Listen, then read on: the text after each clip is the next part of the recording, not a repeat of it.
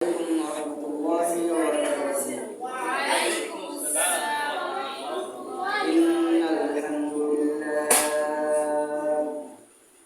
إن الحمد لله الأكرم الذي خلق الإنسان وكرمه من البيان ما لم يعلم فسبحان الله لا يحصى امتنانه باللسان ولا بالقلم. نشهد أن لا إله إلا الله وحده لا شريك له ونشهد أن محمدا عبده ورسوله أرسله بالحق بشيرا ونذيرا وداعيا إلى الله بإذنه وسراجا وقمرا منيرا. فقد قال الله تعالى في كلامه المجيد وفرقانه الحميد: أعوذ بالله من الشيطان الرجيم. بسم الله الرحمن الرحيم. قل إن صلاتي ونسكي ومحياي ومماتي لله رب العالمين. صدق الله العظيم. أو كما قال عليه الصلاة والسلام: إن الله وملائكته يصلون على النبي يا أيها الذين آمنوا صلوا عليه وسلموا تسليما. شكرا محمد الشيخ اللهم صل على سيدنا ونبينا وشفيعنا وحبيبنا ومولانا محمد صلى الله عليه وعلى آله وصحبه وسلم.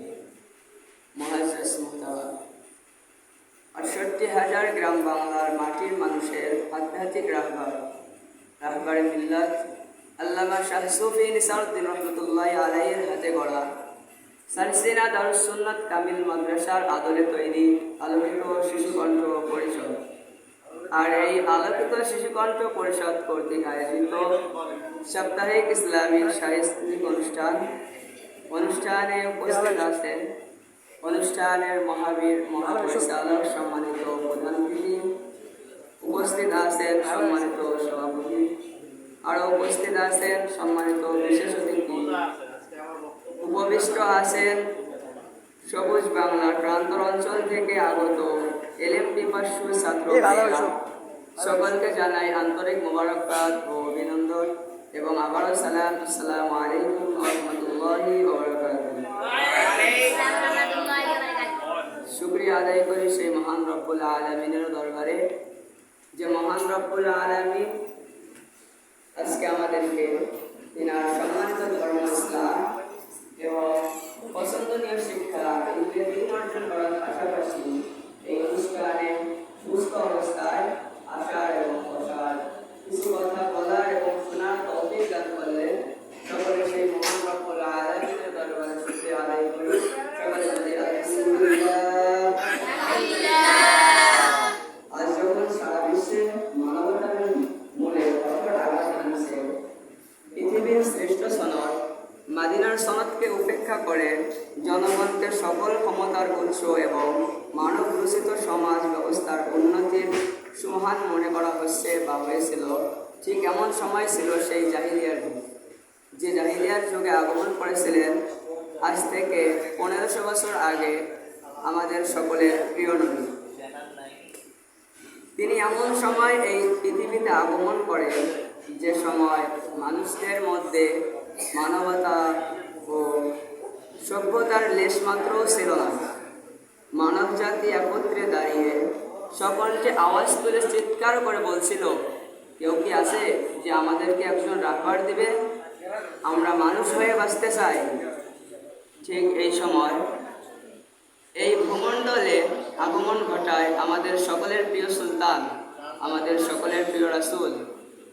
যে নবীকে সৃষ্টি না করলে রব্বুল আলামিন ঠিক তামাম জাহানের কিছুই সৃষ্টি করতেন না, সেই নবীর যে নবীর ওসিলাতে আমরা আজকে এই দুনিয়াতে আসতে পারছি, সকলে সেই নবীর শানে দরুদ পড়ি, সকলে বলি সাল্লাল্লাহু আলাইহি ওয়াসাল্লাম। আসসালাতু ওয়াসসালামু আলাইকা ইয়া রাসূলুল্লাহ। আমার বক্তব্যের মূল কথা হচ্ছে কুরবানি, কুরবানির ফজিলত, কুরবানি কার উপর ফরজ। কুরবানি অর্থ হচ্ছে ত্যাগ, তিতিক্ষা। কুরবানি করা আল্লাহর প্রতি চরম অনুগত্যের সেরা নিদর্শন। মানুষ তার প্রতিপালকের নির্দেশে কতটা ত্যাগ স্বীকার করতে পারে তারই উজ্জ্বল দৃষ্টান্ত কুরবানি। কুরবানি আসলে স্মরণ করে দেয় সেই ব্যক্তিটার কথা, সেই ঘটনাটার কথা, যে মানুষটি শুধুমাত্র আল্লাহকে সন্তুষ্ট করার জন্য নিজে অনেক ত্যাগ স্বীকার করেছিলেন। তিনি আর কেউ নয়, তিনি হচ্ছেন আমাদের সকলের জাতির পিতা ইব্রাহিম আলাইহিস সালাম। আল্লাহ তাআলা তিনাকে এমন একজনকে কোরবানি করতে বলেছেন, এমন একজনকে ত্যাগ করতে বলেছিলেন, যাকে তিনি মনে করতেন তার হৃদয়ের স্পন্দন, যাকে তিনি মনে করতেন তার হৃদয়ে, তার হৃৎপিণ্ড। আল্লাহ তাআলা বললেন তাকেই কোরবানি করতে। কিন্তু ইব্রাহিম আলাইহিস সালামের ঈমানটা এত মজবুত ছিলেন যে তিনি শুধুমাত্র আল্লাহকে সন্তুষ্টি করার জন্য, আল্লাহর সন্তুষ্টি লাভ করার জন্য তার প্রিয় পুত্র ইসমাঈল আলাইহিস সালামকে কোরবানি করার জন্য নিয়ে গেলেন আরাফার ময়দানে। শুধু এটাই নয়, তিনার সন্তানকে দেখে তিনার মায়া হবে এটা ভেবে তিনি কাপড় দ্বারা তিনার চক্ষু দুটা আবৃত করলেন এবং ধারালো ছুরিটা ইব্রাহিম আলাইহিস সালামের গলায় চালিয়ে দিলেন। আল্লাহ রাব্বুল আলামিন এই দৃশ্য দেখে অনেক খুশি হলেন এবং ইব্রাহিম আলাইহিস সালামের বদলে একটি দুম্বা কোরবানি করালেন। ইব্রাহিম আলাইহিস সালাম যেমন আল্লাহকে সন্তুষ্টি করার জন্য, আল্লাহকে শুধু আল্লাহর নির্দেশটা পালন করার জন্য তিনার পুত্র, তিনার প্রিয় পুত্র ইসমাঈল আলাইহিস সালামকে কোরবানি করতে দ্বিধাবোধ করলেন না। এই ঘটনা থেকে আমাদের শিক্ষা দেয় যে আমরা কোরবানি করলে তা করব শুধুমাত্র কেবলমাত্র আল্লাহর জন্য। আল্লাহ রাব্বুল আলামিনের সম্পর্কে একটা আয়াত রয়েছে, আমি আয়াতটি প্রথমে তেলাওয়াত করেছি। আল্লাহ তাআলা বলেন, কুল ইন্না সালাতি ওয়া নুসুকি ওয়া মাহইয়ায়া ওয়া মামাতি লিল্লাহি রাব্বিল আলামিন। আল্লাহ রাব্বুল আলামিন বলেন, তোমার কুরবানি, তোমার সালাত অর্থাৎ তোমার নামাজ, তারপরে বললেন আল্লাহ ওয়া নুসুকি তোমার কুরবানি, ওয়া মাহইয়ায়া ওয়া মামাতি তোমার জীবন এবং তোমার মরণ সব হবে লিল্লাহি আল্লাহর জন্য, সব হবে আল্লাহর জন্য। তাই আমরা যারা কোরবানি করব, আমাদের এই নিয়ত থাকতে হবে যে, আমাদের এই উদ্দেশ্য থাকতে হবে যে, আমাদের উদ্দেশ্য থাকবে শুধু একটাই, সেটা হলো আল্লাহকে সন্তুষ্ট করা। আপনি যদি কোরবানি করে আল্লাহকে সন্তুষ্ট করতে পারেন, আল্লাহর সন্তুষ্ট হাসিল করতে পারেন, তাহলে কোরবানির গোশতটা হবে আপনার জন্য হাদিয়া স্বরূপ। সাহাবায়ে কেরাম নবী করিম সাল্লাল্লাহু আলাইহি ওয়াসাল্লামকে জিজ্ঞেস করলেন, কোরবানির ফজিলত সম্পর্কে জিজ্ঞেস করলেন, ইয়া রাসূলুল্লাহ, ইয়া হাবিবাল্লাহ, কোরবানি কি? তখন রাসূল করিম সাল্লাল্লাহু আলাইহি ওয়াসাল্লাম উত্তরে বললেন, কোরবানি হচ্ছে ইব্রাহিম আলাইহিস সালামের সুন্নাহ। সাহাবায়ে কেরাম আবারও নবী করিম সাল্লাল্লাহু আলাইহি ওয়াসাল্লামকে জিজ্ঞেস করলেন, কোরবানি করে আমাদের কি লাভ? কোরবানি করলে আমরা কি উপকৃত হব? নবী করিম সাল্লাল্লাহু আলাইহি ওয়াসাল্লাম বললেন, কোরবানি তোমরা যে পশুটা দিয়ে কোরবানি করবা, যে পশুটা কোরবানি করবা, সে পশুর গায়ে যত লোম থাকবে সে পরিমাণ সব আল্লাহ রাব্বুল আলামিন তোমার আমলনামায় দিবেন। সাহাবায়ে কেরাম আবারও প্রশ্ন করলেন, দেখেন সাহাবায়ে কেরাম কেমন ছিলেন, তারা আরও ভালোভাবে জানার জন্য আবারও প্রশ্ন করলেন, ইয়া রাসূলুল্লাহ, আমরা যদি ভেড়াকে কোরবানি করি, ভেড়ার গায়ে তো অনেক লোম, তাহলে কি আমরা ভেড়ার গায়ের লোমের মতো সওয়াব অর্জন করবো? তখন নবী করিম সাল্লাল্লাহু আলাইহি সাল্লাম বললেন যে হ্যাঁ, তোমরা যদি ভেড়াকে কোরবানি করো তাহলে ভেড়ার গায়ের লোমের মতো তোমার আমল নামায় নেকি লেখা হবে। কোরবানির ফজিলত সম্পর্কে আরো অনেক হাদিস রয়েছে। অপর এক হাদিসে রাসূলুল্লাহ সাল্লাল্লাহু আলাইহি সাল্লাম বলেন, যে সকল পশু কোরবানি করা হয় হাসরের মাঠে, সে পশুগুলো কোরবানিদাতাকে তার নিজের পিঠের উপর বহন করে বিদ্যুতের বেগে ফুলসিরাত পার করে বেহেশতে নিয়ে যাবে। সকলে সুবহানাল্লাহ। কোরবানিটা কার উপর ফরজ? কোরবানি কার উপর ওয়াজিব করা হয়েছে? কোরবানি প্রত্যেক মালিকের নিসাবের উপর ওয়াজিব করা হয়েছে।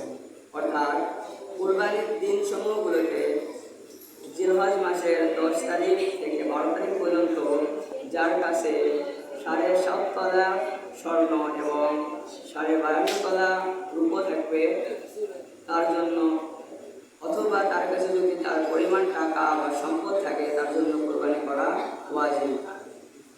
আল্লাহ রাসূল সাল্লাল্লাহু আলাইহি সাল্লাম তাদেরকে আরো হুঁশিয়ারি করে বললেন যে যার কাছে কোরবানি করার ক্ষমতা বা কোরবানি করার মতো সাধ্য আছে অথচ সে কোরবানি করলো না, নবী করিম সাল্লাল্লাহু আলাইহি সাল্লাম বলেছেন সে যেন ঈদগাহে না আসে। নবী করিম সাল্লাল্লাহু আলাইহি সাল্লাম তাদের উদ্দেশ্যে কত বড় কথা বলেছেন। তাই আমাদের যাদের সাধ্য আছে, আমাদের যাদের ক্ষমতা আছে কোরবানি করার, আমরা সকলে কোরবানি করবো। কোরবানিটা করবো শুধুমাত্র কেবলমাত্র আল্লাহকে সন্তুষ্টি করার জন্য। আল্লাহ তাআলা যেন আমাদেরকে কোরবানির সকল বিধান মেনে কোরবানি করার তৌফিক দান করে। সকলে বলি আল্লাহুম্মা আমিন। আমি ছোট মানুষ, আমার কথা যদি কোনো ভুলভ্রান্তি হয়ে থাকে সকলে ক্ষমার দৃষ্টিতে রাখবেন। আমার জন্য সকলে দোয়া করবেন, আমি যেন একজন খাঁটি হাফেজ আলেম হতে পারি। আল্লাহ যেন সেই তৌফিক দান করে। সকলে বলি আল্লাহুম্মা আমিন। ওয়া লা তাওফিক ইল্লা বিল্লাহ। আসসালামু আলাইকুম ওয়া রাহমাতুল্লাহি ওয়া বারাকাতুহু।